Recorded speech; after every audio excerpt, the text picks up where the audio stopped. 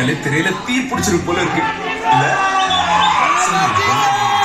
அதான் கொஞ்சம் பொண்ணு ஏன்னா நான் வருவேன் மாட்டேன். நான் தலையில துண்டு போட்டு வரும்போது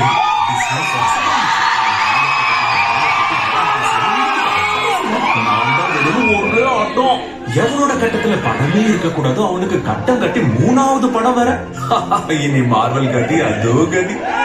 படத்தோட பேரு எல்லாருக்கும் நல்லாவே தெரியும். சோ நீங்க என்ன யோசிக்கிறீங்க புரியுது. அந்த பெரிய மகன் லோகன் பேரை நாங்க தீர்மானம் பண்ணாம இருக்கணும் தானே.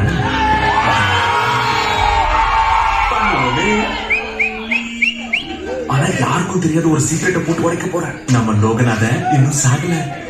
ஒத்துக்கிறேன். ஆனா என் உலகத்துக்கே ஒரு பெரிய ஆபத்து. அது மட்டும் இல்லாம நம்ம அண்ணன் இங்க புதைக்கல, விதைச்சிருக்காங்க. அப்போ